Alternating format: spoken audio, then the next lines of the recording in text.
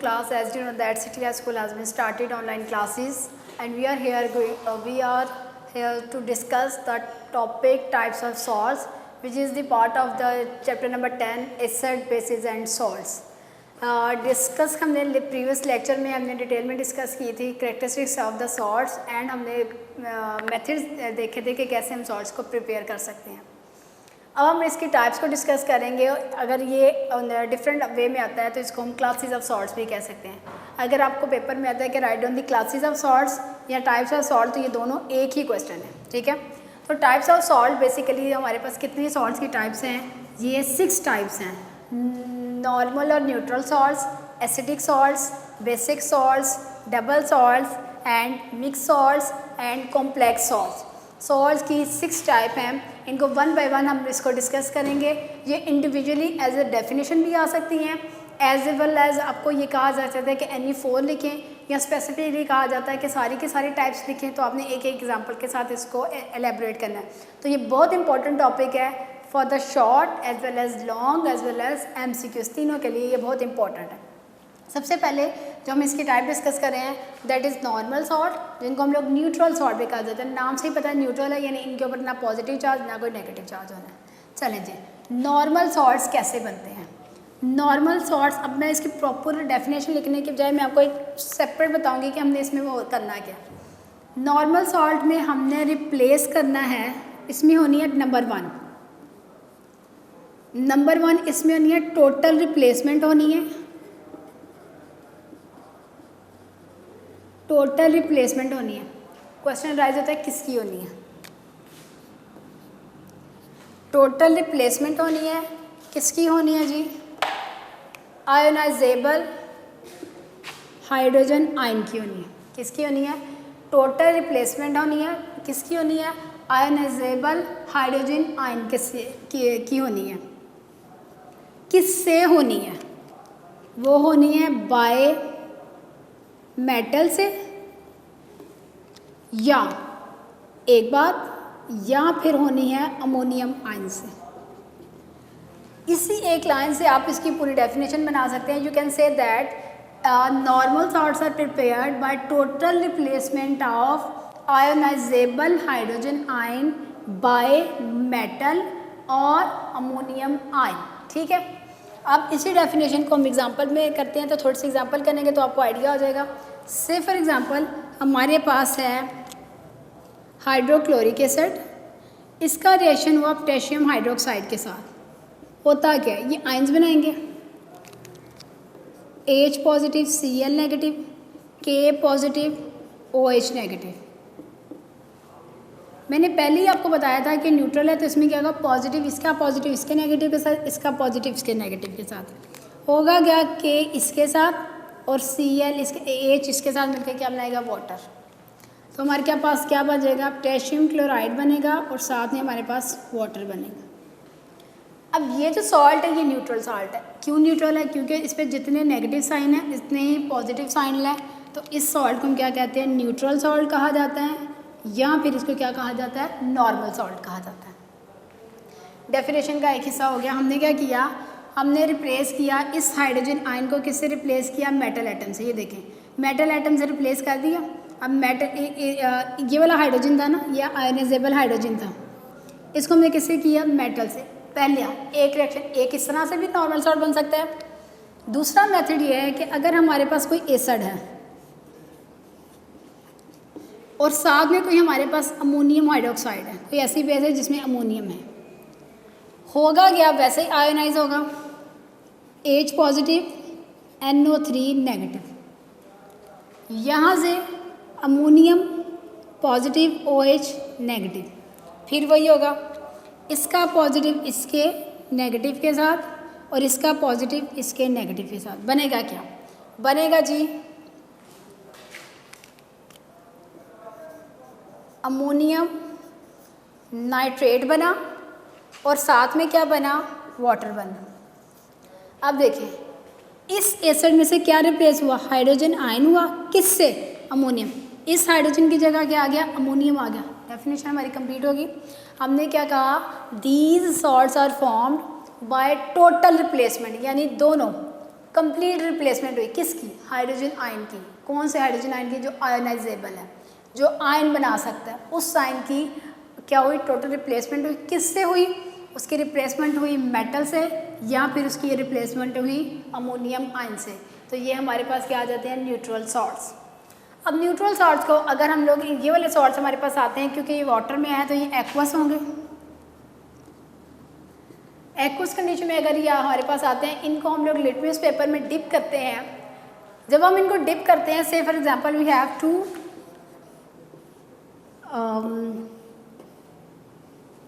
ये हमारे पास 2 क्या है, टेस्ट ट्यूब्स हैं। इन टेस्ट ट्यूब में हमने एक में KCl डाला, एक में अमोनियम नाइट्रेट डाला।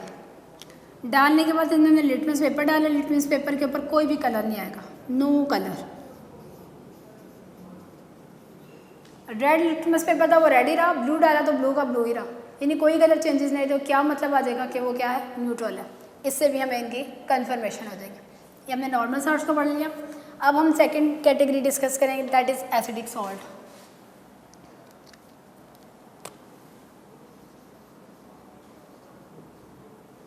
आप प्रॉपर पूरी डेफिनेशन लर्न करेंगे ना तो आपको कन्फ्यूजन होती है। जब पहले जहन में बनाना है ना, पहले आपने ऐसे की बना लेने, फिर आपको कभी भी डेफिनेशन को क्रैमिंग नहीं करनी पड़ेगी। कॉन्सेप्ट क्लियर कर, डेफिनेशन लिखना बहुत आसान होता है। एसिडिक सॉल्ट में क्या होना है, एसिडिक सॉल्ट में नहीं है पार्शियल, इधर देखिए, इधर टोटल रिप्लेसमेंट है, इधर क्या है, पार्शियल रिप्लेसमेंट है। इधर हो रही है पार्शियल रिप्लेसमेंट हो रही है, किसकी हो रही है, पार्शियल रिप्लेसमेंट है, वही वाली बात, किसकी हो रही है, आयनाइजेबल हाइड्रोजन आयन के साथ। हाइड्रोजन आयन की हो रही है, किससे हो रही है, बाय, किससे हो रही है, बाय मेटल पॉजिटिव आयन।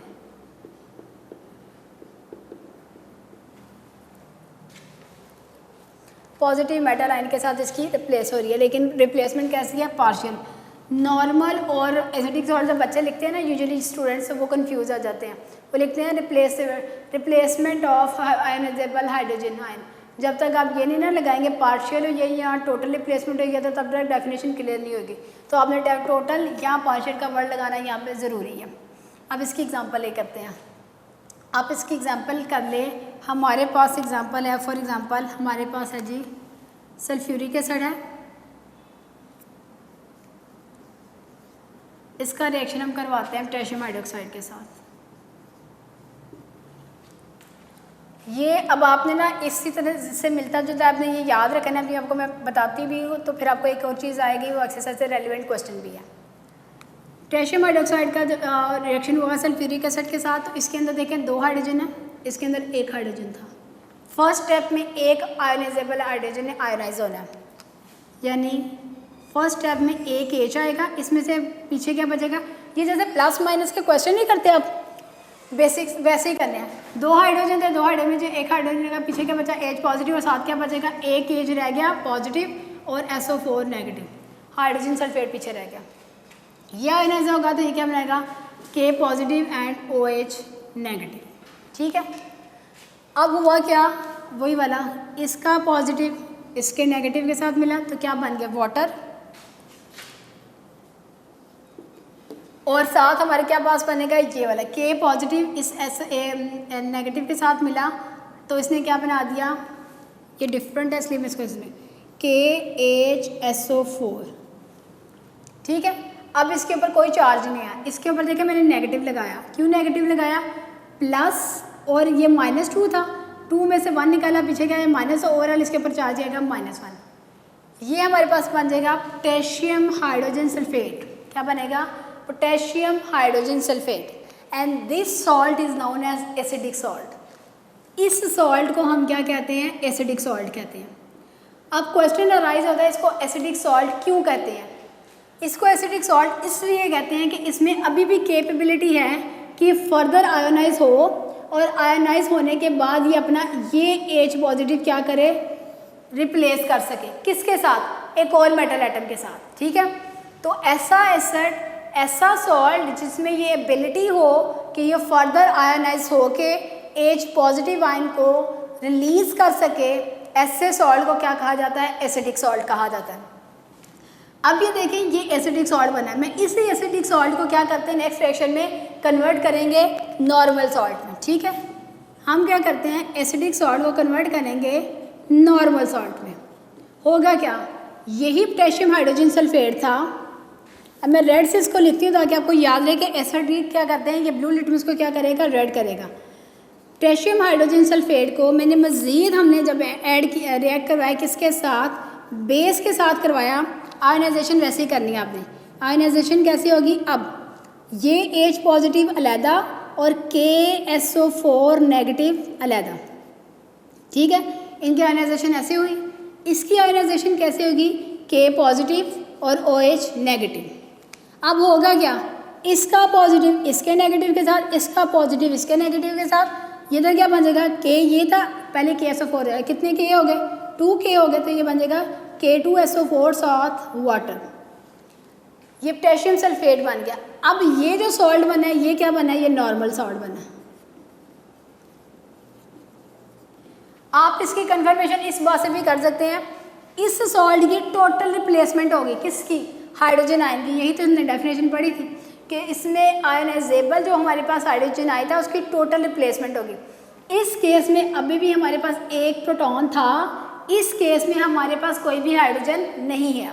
तो अगर आपको कहा जाता है कि आपने एसिडिक सॉल्ट प्रिपेयर करना है, तो ये हमारे तक हमारा एसिडिक है। फिर ये है कि एसिडिक सॉल्ट को हम लोग नॉर्मल सॉल्ट में भी कन्वर्ट कर सकते हैं। तो वो कैसे करते हैं, मज़ीद उसके अंदर बेस डालते हैं, एसिड और बेस का रिएक्शन होता है, जितने पॉजिटिव उतने नेगेटिव वो कौन सा सॉल्ट बना देते हैं, वो न्यूट्रल सॉल्ट बना देते हैं। इसी से मिलता जुलता आपकी एक्सरसाइज में एक क्वेश्चन है कि आपने जस्टिफाई करना है Na2SO4 नॉर्मल सॉल्ट है, जबकि सोडियम हाइड्रोजन सल्फेट क्या है, वो एसिडिक सॉल्ट है। उसने कहा क्यों, इसका आंसर ये है क्यों, क्योंकि इसके पास आयनाइजेबल हाइड्रोजन आयन मौजूद है, इसके पास कोई भी हाइड्रोजन आयन मौजूद नहीं है। इसके पास जितने पॉजिटिव चार्जेस हैं उतने ही इसके पास नेगेटिव चार्जेस हैं। इस वजह से ये क्या है, ये एक नॉर्मल सॉल्ट है, या फिर इसको हम न्यूट्रल सॉल्ट भी कहते हैं। नेक्स्ट जो हम लोगों ने टाइप पढ़नी है दैट इज़ बेसिक सॉल्ट्स। ठीक है, ये मैंने एक एग्जांपल के थ्रू बताई है, दूसरी मैंने आपको ये वाली एग्जांपल बता दी है। तो दो एग्जांपल आपकी बुक में, आप सभी को प्रैक्टिस करें। जितनी ज़्यादा आप रिएक्शंस को प्रैक्टिस करेंगे उतना ही आपके लिए लर्न करना आसान हो जाएगा। सिर्फ नाम चेंज हुए हैं, होना प्रोसेस वही है जो मैंने आपको बताया। नेक्स्ट जो हम लोग इसकी कैटेगराइजेशन को डिस्कस करें that is basic salts. Basic salts क्या है, basic salt these salts are formed by, कैसे बनते हैं, बाय इनकम्प्लीट, या दूसरे अल्फाज में पार्शियल भी कह सकते हैं, इनकम्प्लीट न्यूट्रलाइजेशन करनी है किसकी, इनकम्प्लीट न्यूट्रलाइजेशन किसकी, पॉलीहाइड्रोक्सी बेस की, पॉलीहाइड्रोक्सी बेस। पॉली मतलब मैनी, हाइड्रोक्सी मतलब हाइड्रोक्सिल आयन, यानी ये कोई ऐसी बेस होगी जिसमें एक से ज़्यादा हाइड्रोक्सिल ग्रुप जो उनसे मौजूद होंगे, ऐसी बेस को क्या कहेंगे, पॉलीहाइड्रोक्सी बेस। अब इनकम्प्लीट न्यूट्रलाइजेशन किससे क्या करेंगे, कैसे किससे करेंगे, जाहिर एसिड से करेंगे, क्योंकि एसिड और बेस का रिएक्शन होना है, उस रिएक्शन को क्या कहते हैं, न्यूट्रलाइजेशन रिएक्शन कहते हैं। अब किससे कर रहे हैं, बाय एसिड। अब हम रिएक्शन में पहले बेस लिखेंगे। फॉर एग्जाम्पल हमारे पास है एल्यूमिनियम हाइड्रोक्साइड, एक बेस है, इसका रिएक्शन हम HCl के साथ करें। आपने हमेशा याद रखना, कभी भी ये फ़ौरन से एक स्टेप में नहीं होता, एक्चुअल में 3 स्टेप में होता है। अब होगा क्या, अब हमारे पास एल्यूमिनियम हाइड्रोक्साइड की जब होनी है, डिवीजन होनी है, तो पहले केस में एक हाइड्रोक्सिल इसमें से निकल गया, पीछे हमारे पास क्या बचा, एक एल्यूमिनियम बचा, और हाइड्रोक्सिल OH कितने बचे हमारे पास, 2 और 1 3। ठीक है, हमारे पास ये 2 बच गए। इसकी आयनाइजेशन कैसे होनी है, H पॉजिटिव और Cl नेगेटिव। अब इस केस में आप देखें, इसके ऊपर होता है +3 चार्ज, इसके ऊपर है -2 चार्ज, तो इसको क्या चाहिए, एक और माइनस चाहिए, इसका माइनस इसके साथ आके अटैच हो जाएगा, और ये OH और OH मिलके क्या बना देंगे, वाटर बना देंगे। इस तरह इसकी वैलेंसी भी बैलेंस हो जाएगी। अब हुआ क्या, अब मैं इसको ब्लू से लिखूंगी ताकि आपको याद रहे कि ये कौन सा सॉल्ट है, बेसिक सॉल्ट है। एल्यूमिनियम एक, हाइड्रोक्सिल कितने हैं इसके साथ, OH ट्वाइस, और साथ में हमारे पास Cl कितने आए, एक Cl आया। इसका नाम है एल्यूमिनियम डाईहाइड्रोक्सी क्लोराइड। क्या नाम है इसका, एल्यूमिनियम डाई मतलब 2, हाइड्रोक्सी मतलब हाइड्रोक्सल, और क्लोरीन है तो साथ आ जाएगा क्लोराइड, तो इसका नाम क्या होगा? Aluminium di hydroxy chloride. साथ में क्या बना? वाटर बना। अब नेक्स्ट स्टेप में क्या होगा? इस रिएक्शन का प्रोडक्ट नेक्स्ट रिएक्शन का क्या बन जाएगा? रिएक्टेंट बन जाएगा। एल्यूमिनियम डाई हाइड्रोक्सी क्लोराइड का रिएक्शन किससे करवाएंगे? दोबारा एसिड HCl से रिएक्शन करवाएंगे इसका। तो ये क्या प्रोड्यूस करेगा? दोबारा आयनाइजेशन होगी, तो ये क्या प्रोड्यूस करेगा? इसमें से एक OH और निकल गया, ये बन जाएगा, पीछे रह जाएगा AlOH Cl, ये H पॉजिटिव Cl नेगेटिव, फिर OH नेगेटिव H पॉजिटिव, क्या बनाएंगे? वाटर। और ये हमारे पास क्या बनेगा? AlOH Cl2। अब इसमें एक और Cl ऐड हो गया। ये जो हमारे पास एल्यूमिनियम डाई हाइड्रोक्सी क्लोराइड बना था, ये भी बेसिक सॉल्ट है, ये भी बेसिक सॉल्ट है अभी तक। क्यों? क्योंकि इसके पास अभी भी हाइड्रोक्सल ग्रुप मौजूद है। लेकिन अब नेक्स्ट स्टेप में हमने क्या करना है? बेसिक सॉल्ट को हम किस में कन्वर्ट कर रहे हैं? न्यूट्रल में। अभी तक अगर आप इसमें से रेड लिटमस पेपर को जो सा वो एक बीकर एक वो लेके ना टेस्ट ट्यूब, इसमें अगर डालते हैं तो ये रेड लिटमस पेपर को क्या कर देंगे? ब्लू कर देंगे। ये कंफर्म करेगा कि ये क्या है? बेसिक सॉल्ट है। जिस तरह यहाँ पे ब्लू लिटमस पेपर को, इस केस में ब्लू लिटमस पेपर को इसने क्या कर दिया था? रेड कर दिया था, ठीक है। लेकिन जैसे ही हम लोग इसके अंदर मज़ीद एसिड डालेंगे तो होगा क्या? हमारे पास ये जो बेसिक सॉल्ट था एल्यूमिनियम डाई हाइड्रोक्सी क्लोराइड, इसमें मज़ीद एसिड डाला तो हुआ क्या? इसने एक न्यूट्रल सॉल्ट बना दिया जिसका नाम है एल्यूमिनियम क्लोराइड, और साथ में क्या है? वाटर। अब जब हम टेस्ट ट्यूब के अंदर डालेंगे ना, अब अगर हम टेस्ट ट्यूब के अंदर पेपर डालते हैं तो ना तो ब्लू लिटमस रेड होगा, ना रेड लिटमस ब्लू होगा। इसका मतलब है ये क्या बन गया? नॉर्मल सॉल्ट बन गया। यहाँ तक इसकी इनकम्प्लीट न्यूट्रलाइजेशन थी, यहाँ इसकी हमने क्या कर दी? Complete neutralisation. जब कंप्लीट न्यूट्रलाइजेशन का प्रोसेस होगा तो सॉल्ट भी हमारे पास क्या बनेगा? नॉर्मल सॉल्ट बनेगा। इसकी भी बहुत सी और एग्जांपल हैं। आपकी एक्सरसाइज में एक क्वेश्चन मौजूद है, मैं साथ साथ एक्सरसाइज के भी क्वेश्चन सॉल्व कर रही हूँ कि आपने ये बताना है कि लेड हाइड्रोक्सी नाइट्रेट को हम लोग क्यों कहते हैं बेसिक सॉल्ट है? वही वाली बात, क्यों? इसके पास अभी भी रिप्लेसेबल हाइड्रोक्सल ग्रुप मौजूद है, इस वजह से इसको क्या कौन सा सॉल्ट कहा जाता है? बेसिक सॉल्ट कहा जाता है। ठीक है, इसमें मज़ीद एसिड डालेंगे तो ये क्या बन जाएगा? नॉर्मल सॉल्ट बन जाएगा। नेक्स्ट हम लोगों ने कैटेगराइजेशन पढ़नी है, that is double salt. Double salts बनना है टू नॉर्मल सॉल्ट से। हमारे पास टू नॉर्मल सॉल्ट थे, एक सॉल्ट A, एक सॉल्ट हमारे पास B। सॉल्ट A और सॉल्ट B हमारे पास दो सॉल्ट थे। हमने इन दोनों सॉल्ट का कौन सा सोल्यूशन लिखा? इक्विमोलर, यानी जितना कौन सा सोल्यूशन हमने लेना है इनका?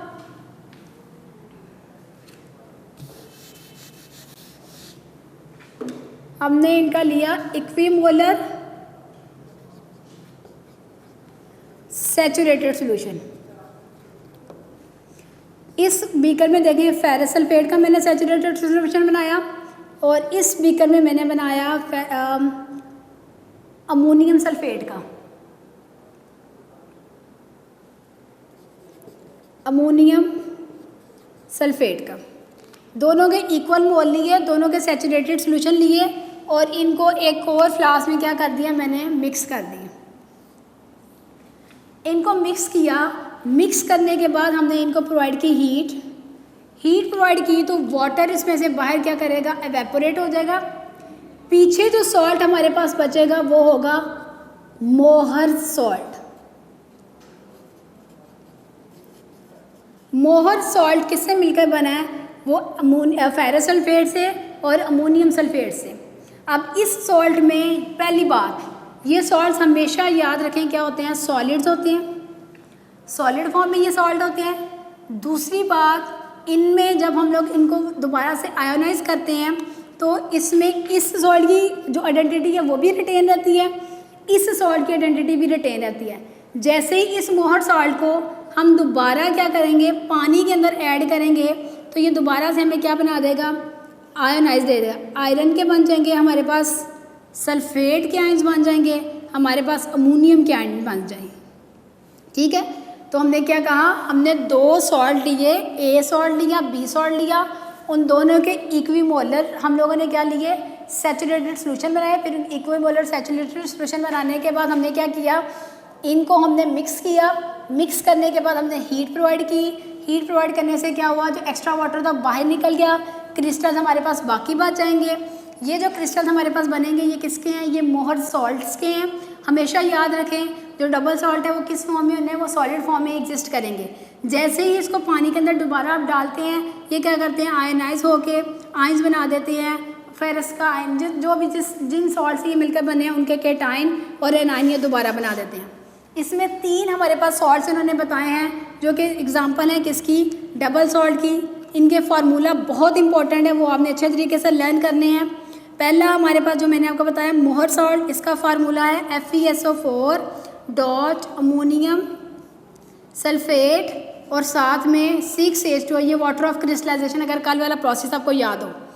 फिर एक है हमारे पास potassium LM.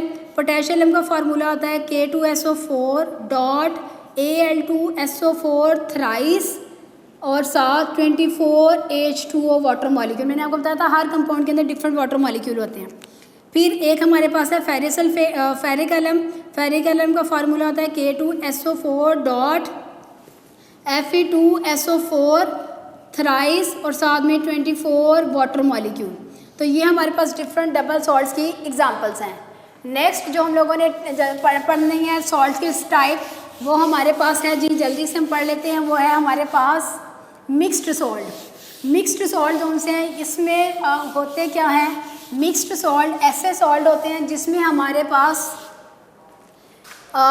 More than 1 acidic या बेसिक रेडिकल होते हैं। क्या हमने कहा, मिक्स्ड सॉल्ट हैं और मिक्स्ड सॉल्ट के अंदर क्या होगा, मोर देन 1 एसिडिक और बेसिक रेडिकल होंगे। ठीक है, अब इसकी एग्जांपल देख लेते हैं। फॉर एग्जांपल जैसे ब्लीचिंग पाउडर है, ब्लीचिंग पाउडर का फार्मूला लिखा जाता है CaOCl कैल्शियम हाइड्रोक्साइड क्लोराइड। अब इसमें क्या करते हैं, ये हमारे पास इसके आयनाइजेशन जो करें तो ये Cl है, ये क्या है OCl है आयनाइज हो, और ये क्या होता है कैल्शियम पॉजिटिव आयन। अब इसमें देखें माइनस माइनस है, ये +2, इसको नहीं हमने कंसिडर किया। हमने कहा क्या, इसमें देखें, इसमें हमने कहा एक या रेडिकल मोर देन 1 एसिडिक या बेसिक रेडिकल है, इसको कहते हैं हाइपोक्लोराइट आयन। क्या कहते हैं इसको, हाइपोक्लोराइट आयन, और इसको कहते हैं क्लोराइड आयन। अब मैंने इसको कहा कि ये एसिडिक रेडिकल है, क्यों, क्योंकि इसका एसिड, इसमें अगर मैं H पॉजिटिव ऐड करूं तो ये क्या बन जाएगा, HOCl जो कि है हाइपोक्लोरिक एसिड। इसमें H ऐड करें तो क्या बन जाएगा, हाइड्रोक्लोरिक एसिड। तो ये दोनों हमारे पास क्या है, एसिडिक रेडिकल है। ठीक है, मोर देन 1 सॉल्ट एक ही है, वो क्या है, ब्लीचिंग पाउडर है, लेकिन इसमें क्या है, मोर देन 1 एसिडिक रेडिकल है। एक और एग्जांपल देखें तो हमारे पास है सोडियम पोटेशियम कार्बोनेट। अगर हम इसको देखें तो ये आयनाइज होगा Na पॉजिटिव, ये आयनाइज होगा K पॉजिटिव। ये इसको हम, इन दोनों को हम कहते हैं बेसिक रेडिकल है। क्यों बेसिक रेडिकल कहा, क्योंकि ये कहाँ से आए होंगे, NaOH से, और ये कहाँ से आया होगा, KOH बेस से आएंगे होंगे। अगर ये आपको डेफिनेशन वाला याद हो तो मैंने डेफिनेशन में ये क्लियर करवाया था कि सॉल्ट का जो मेटेलिक पोर्शन है वो किस में से आता है, बेस से, और सॉल्ट का जो नॉन मेटेलिक पोर्शन है वो किससे आता है, वो एसिड से आता है। ठीक है, तो ये हमारे पास क्या है, ये इस वाली केस में हमारे पास 2 एनाइंस हैं, 2 एनाइंस हैं जिनको हम लोग बेसिकली क्या कह सकते हैं, ये हमारे पास बेसिक रेडिकल भी हैं। तो मिक्स्ड सॉल्ट ऐसे सॉल्ट होते हैं जिसमें एक से ज़्यादा हमारे पास क्या चीज़ मौजूद हो, एसिडिक रेडिकल हो या फिर हमारे पास क्या हो, बेसिक रेडिकल हो। लास्ट हम इसके टाइप पढ़ने लगे हैं जी, कॉम्प्लेक्स सॉल्ट्स। कॉम्प्लेक्स सॉल्ट्स के नाम से ही पता चल रहा है कि ये इनका स्ट्रक्चर काफ़ी कॉम्प्लेक्स होगा। अब ये है जी हमारे पास कॉम्प्लेक्स सॉल्ट्स। कॉम्प्लेक्स सॉल्ट्स को जब हम लोग करते हैं ना आयोनाइज, तो ये जनरली हमें देते हैं सिंपल केटाइन। आपको पता है सॉल्ट किससे मिलकर बनाता है, केटाइन और एनाइन से मिलकर बनाता है, सिंपल केटाइन और कॉम्प्लेक्स एनाइन। इसकी अगर आप एग्जांपल देखें तो हमारे पास एक सॉल्ट है पोटेशियम फेरोसाइनाइड। पोटेशियम फेरोसाइनाइड को जब हम वाटर के अंदर डिजोल्व करते हैं यानी डिसोसिएट करते हैं तो ये क्या प्रोड्यूस करता है, ये 4K पॉजिटिव और साथ में प्रोड्यूस करता है फेरोसाइनाइड, एक कॉम्प्लेक्स एनाइन। अब ये देखिए ये किसने, इसने क्या बनाया, केटाइन और क्या बनाया, एनाइन। केटाइन हमारे पास क्या है, सिंपल, और एनाइन हमारे पास क्या है, कॉम्प्लेक्स। इस केस में इसके ऊपर होता है -4 चार्ज। अब -4 चार्ज क्यों आता है, एक आयरन के ऊपर चार्ज होता है +2, एक साइनाइड पे होता है -1। यहाँ कितने साइनाइड है, -6 साइनाइड है, 6 जाएगा -6 में से +2 माइनस किया तो आंसर क्या आ जाएगा, -4। तो इस कॉम्प्लेक्स के ऊपर बेसिकली पूरा जो चार्ज आता है वो कितना आता है, -4। तो हम लोग कह सकते हैं कि कॉम्प्लेक्स सॉल्ट्स हमारे पास कब बने, कॉम्प्लेक्स सॉल्ट्स को जब हम लोग आयनाइज करते हैं तो ये हमें क्या देते हैं, सिंपल केटाइन देते हैं और हमें कॉम्प्लेक्स एनाइन देते हैं। उसके एग्जांपल में हमने आपको बताया पोटेशियम फेरोसाइनाइड, इसको जब डिसोसिएट किया तो इसने हमें पोटेशियम का केटाइन दिया और साथ में हमें इसने क्या दिया, फेरोसाइनाइड दिया। आज हमने 6 इसके टाइप पढ़ी थी। थोड़ा सा मुश्किल टॉपिक है, डिफ़िकल्ट टॉपिक है। आपने इस रिएक्शंस को क्या करना है, बार बार प्रैक्टिस करना है और इनकी डेफिनेशन को लर्न करना है। आपने जब डेफिनेशन की बना ली फिर आपको टॉपिक मुश्किल नहीं लगेगा, ठीक है। 1 बाय 1 इन सॉल्ट्स करें। आपकी बुक में एक से ज़्यादा एग्जाम्पल भी कुछ टॉपिक्स की दी गई हैं, जैसे बेसिक सॉल्ट है, एसिडिक सॉल्ट है और नॉर्मल सॉल्ट है, इनकी एग्जाम्पल ज़्यादा भी दी हुई हैं। तो आपने उनको भी 1 बाय 1 सभी को प्रैक्टिस करें, इससे आपको लर्न करने में और अंडरस्टैंड करने में प्रॉब्लम ख़त्म हो जाएगी आपकी। तो आज तक हमारा टॉपिक इतना ही था।